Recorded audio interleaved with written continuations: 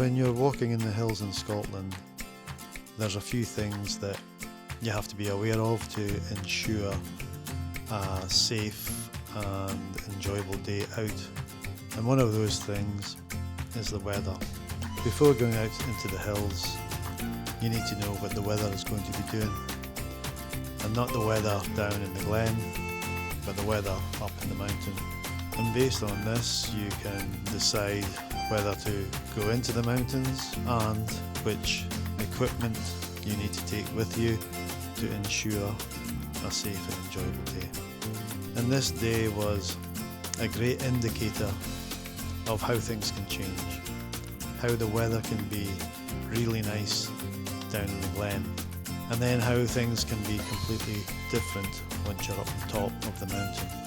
And this was a trip where I definitely needed to be aware of the forecast, and I definitely needed to have the right equipment with me to ensure a safe and enjoyable day on the mountain. I'll tell you what, I think I'm going to have to take this jacket off because it's quite cosy at the moment.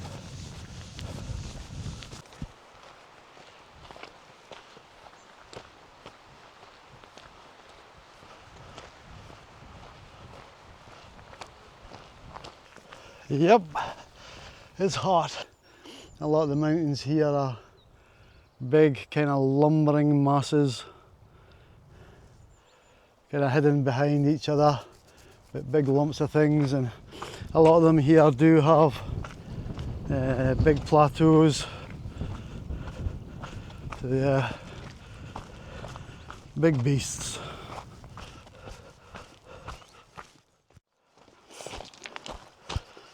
Ah, look at this. This is just a glorified puddle.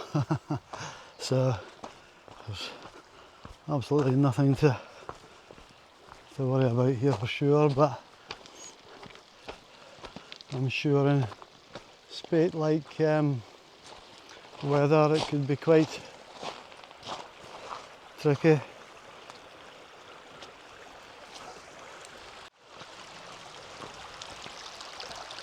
It's real shallow, so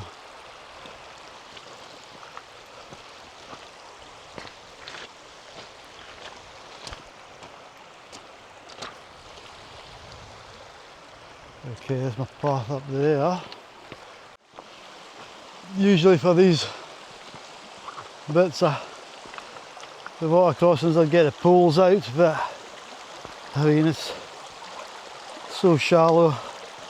Okay, I'd probably get our feet wet and if some of these stones were to rock and throw me in, but now this is an option for coming back down here. Does look as though it could be quite steep, but instead of coming off the actual ridge line I could maybe come down the flank here.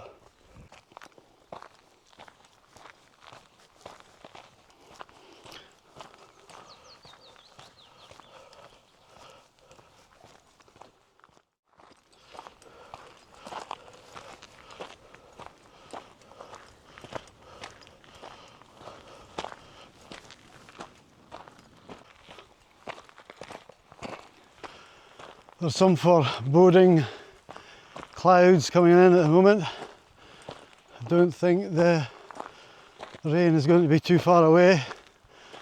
It's still quite close. Yeah, quite a few of them around now. So they'll probably just close in time for me to get into the summit and steal my views. You can see how deep into the mountains we are here. And as I said earlier, all these kind of hulking masses, big heavy brutes if you like. A bit of blue up there.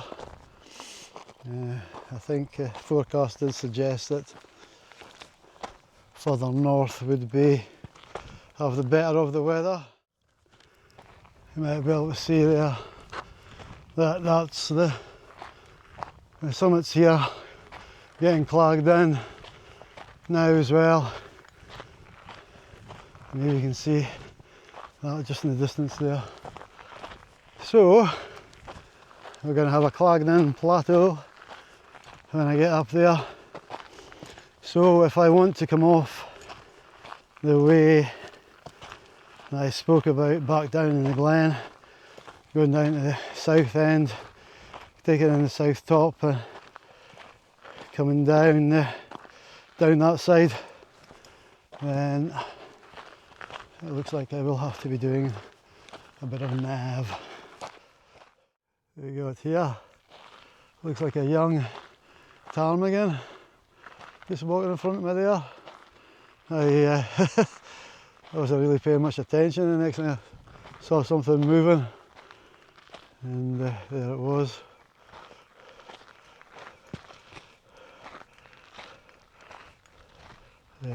A young one. Not too keen to take flight though. There you go, settle down wee one. Feathers haven't even, wow, look how camouflaged it is, dipping down into there. Its feathers haven't fully formed yet.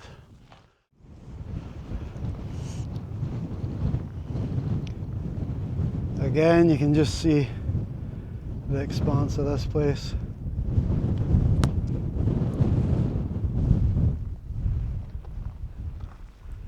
In a lot of areas you haven't really many features for navigating.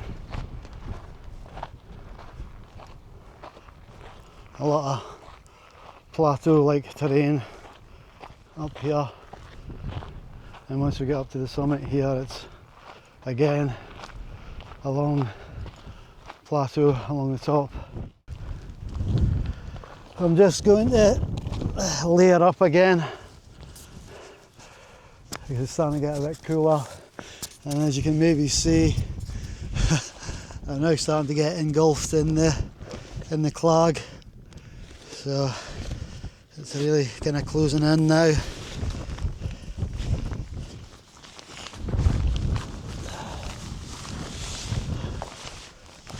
So we'll make a decision when we get to the summit what we're going to do, whether we're just going to follow the path back down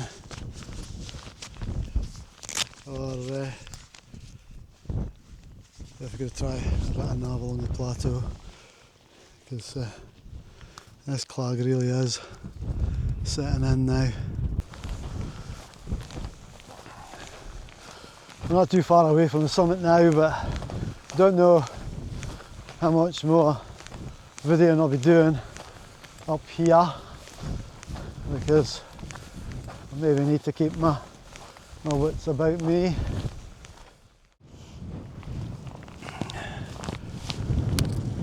So just got a wee bit along this kind of plateau-like bit to get to the summit. This is the crags behind me. You can see it just goes into pea soup. Loch down behind me, but no chance of seeing that.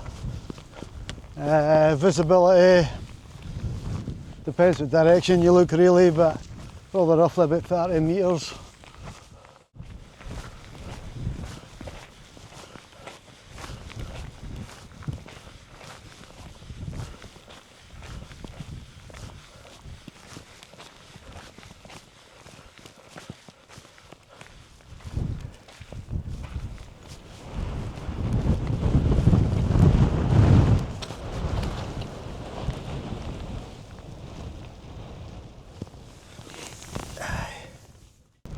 What I'm going to do is I get another layer on, because I'm going to have a wee bite to eat here.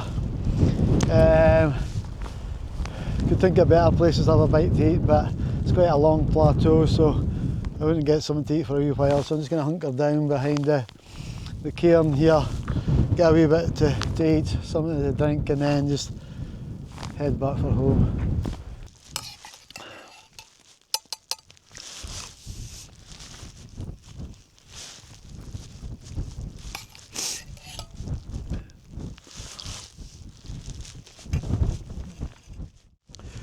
So today is probably a good indication of how things can be different up here in the mountains compared to back down in the, I don't know, the normal world, if you like. When I was coming along in the glen, I was actually putting sunscreen on, and I think the weather's probably changed, you know, back down there at this moment in time. It's probably rain and stuff, but it won't be like it is here. And as you can see, I've actually put my billy jacket on while I've stopped, because you know, it's when you cool down. Got my gloves on too. But yeah, so it's something that, you know, when you're coming into the hills, you've got to be aware of. Got to be aware of the weather, what the weather's going to do, so that, you know, you've got the right clothes, the right equipment with you. I'm probably someone who errs on the side of safety, so I probably take more with me than what I need to most of the time. But, you know, I think if something does happen to you, you know, even if you just go over an ankle, and you can't walk, now you can cool down quickly, so it's good to have these kind of layers of clothing and stuff. I also take out extra food because, again, if you've came into a bit of bother, the food, you know, can help your morale and help you keep warm and stuff like that, because it can take a wee while for mountain rescue to get out if you do get into trouble.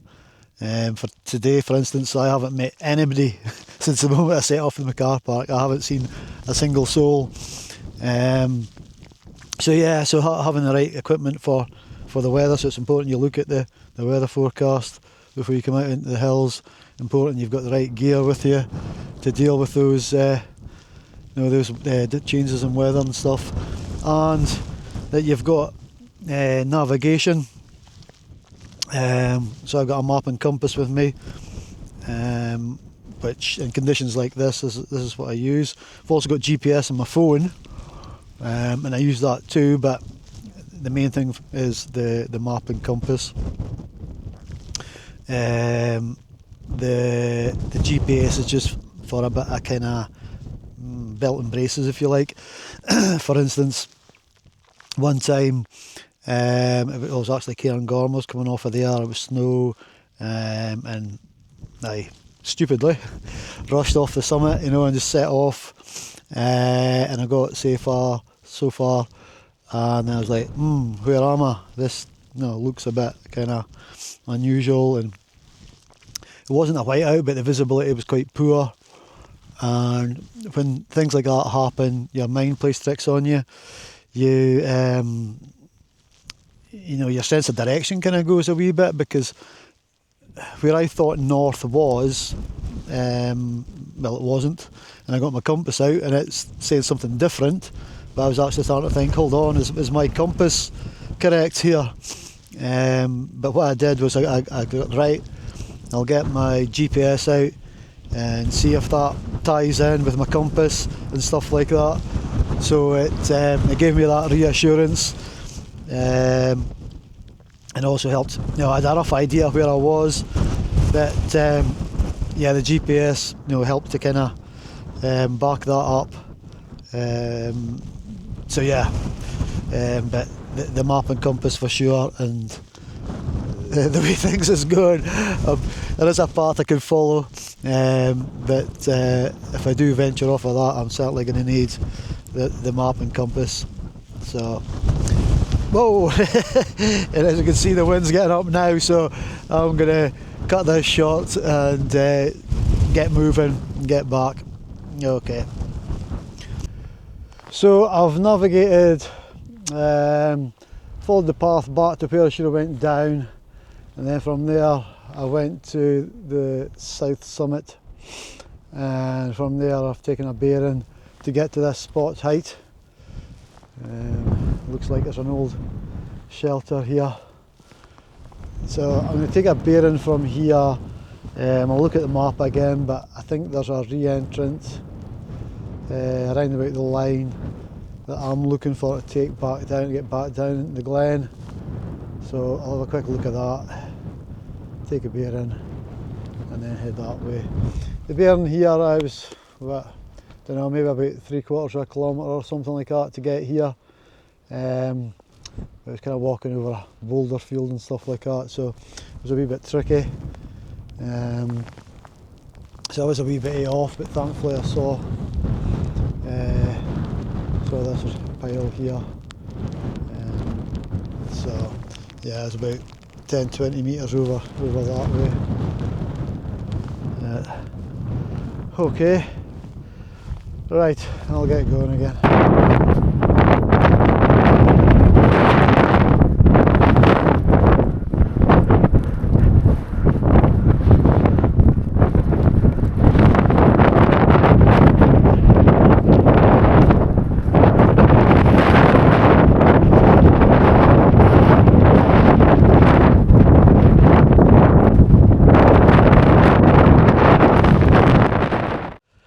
Thankfully, my navigation seems to be doing the business. So I can put this camera away and I'll concentrate again, and yeah. This is not fun. Not.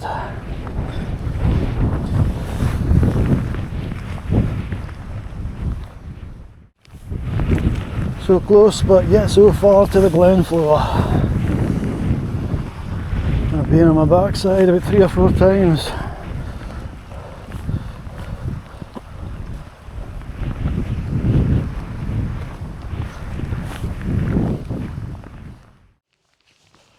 Well, that's me back in the path. In fact, I've been back in the path for, I don't know, a good half hour, 45 minutes now. And must have about another 45 minutes to an hour to get back to the car park. And as you can see, the weather down here is a lot better than it was up there, although the rain's on now. It came on about 10 minutes ago. But yeah, so that's me. As I say, not that far for getting back to the car park, so I'm just going to wrap things up here, but I'll probably, once I get home, just speak a wee bit about up there, the navigation on the plateau. So that's me back home safe and sound, and as I said in the video, I was just going to hop on and talk a wee bit about the navigation up there on the hill. So I made a decision to take in the south summit, and I did that for a few reasons. One, because I wanted to go there. Two, to have a different route on the way out, if you like. And also I wanted to test my navigation. I was pretty confident in my ability to navigate in those conditions. So what I did was, once I got back to the point basically where the path turns to go back down the ridge line, like the route I came up to go back down that, I continued on following the crag edge, and there was a path there, at least for a bit. It kind of came and went, so I followed the crag edge around to a point, took a bearing to the summit, took a bearing to a spot height, and then I took a bearing off the flank of the south end of the mountain to meet up with a re-entrant to guide me back down to the glen floor. And the good thing is that all worked out, quite fine. My navigation was on point, if you like, but it was quite tricky. There was a boulder field to navigate through, and actually coming off down the flank there was quite a big boulder field to well, I didn't navigate through that, I went around it, and yeah, so it was quite tricky to maintain the bearing on that kind of ground and stuff. And the coming down that flank was quite steep. I knew it would be, because I could tell by the map, and I could see it coming in. But for anyone else that's maybe thinking about doing that route, whether it's in bad visibility or good, I would probably suggest retracing your steps back to the original path on the way up. For going back down, it'd be a lot easier and a lot quicker. So yeah, those were my reasons for going that way. But I think, as I said in the video, it's quite steep, certainly towards the bottom of coming off that flank, and the heather was kind of thick and a wee bit slippy with the conditions. So yeah, so that was it, and you might be able to hear I've got all these house martins around the house at the moment, so they're full of song this morning. But yeah, so those are the reasons, and thanks for watching as usual, and hopefully we'll catch you in the next one.